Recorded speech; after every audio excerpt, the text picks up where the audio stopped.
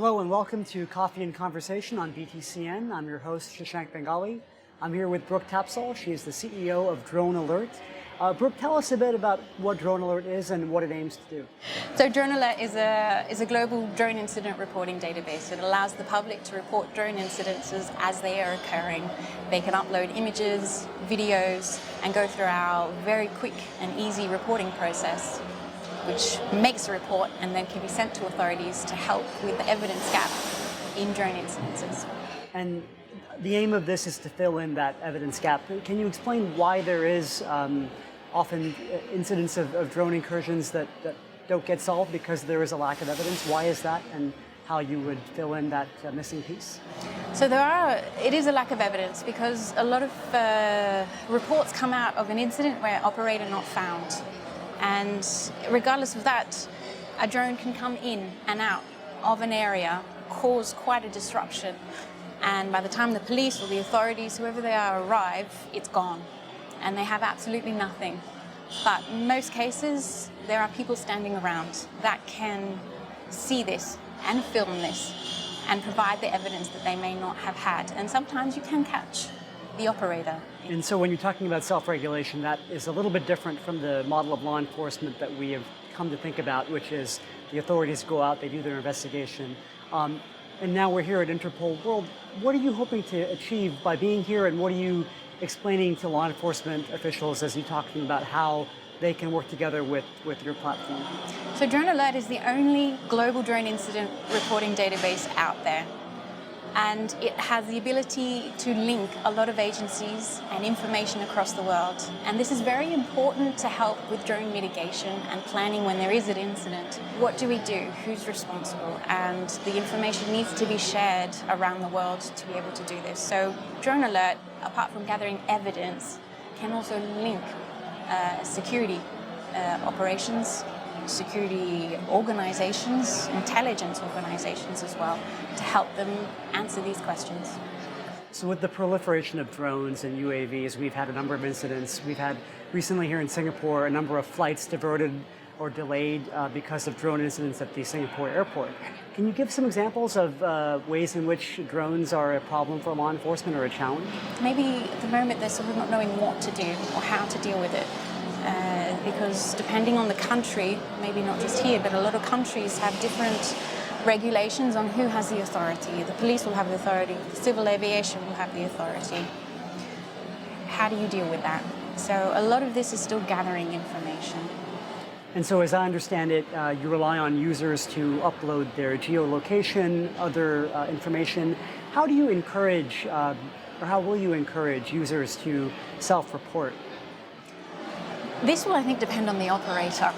We definitely encourage this. You either have some sort of reward scheme, and this will depend if we have a client which will offer this, but we want to encourage people.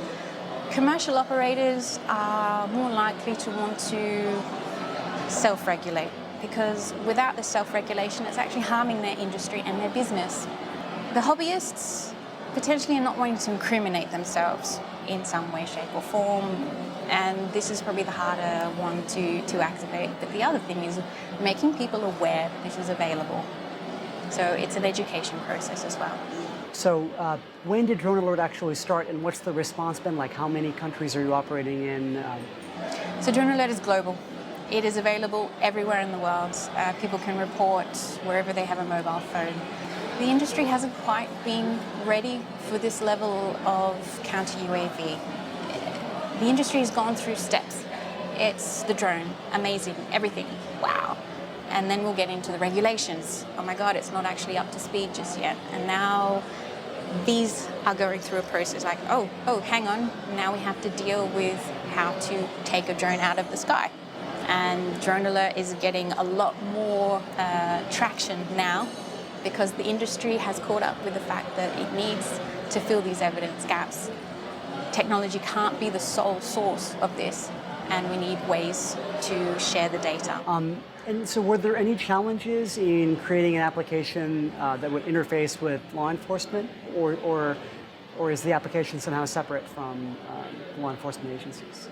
It will be a separate infrastructure. So the idea with any client is they do not need any IT infrastructure.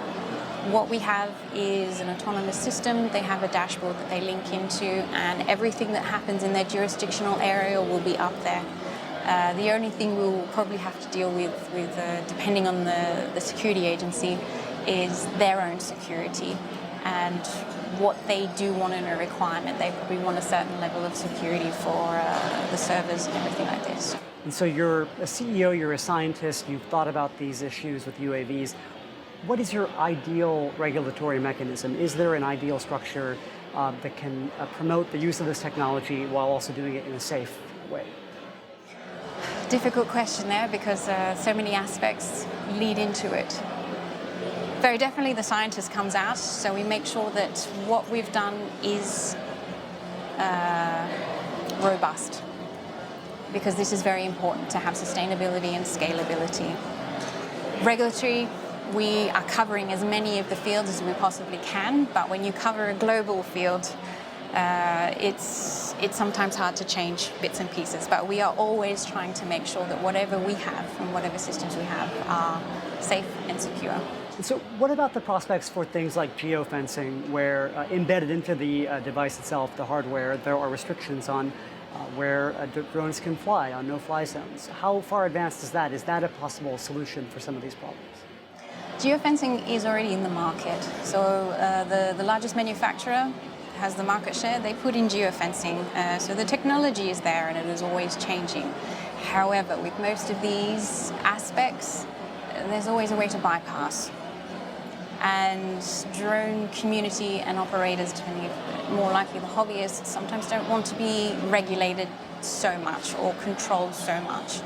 And this is probably what we have to look for in the industry more, is for counter UAVs a multifaceted solution.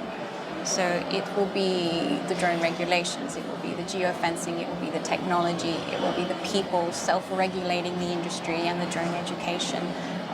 It's not a single solution counter UAV. So geofencing definitely is part of that, but we do have to work about how to bypass the people that want to do this. And this is only explaining the people that have got a COT, something off the shelf drone.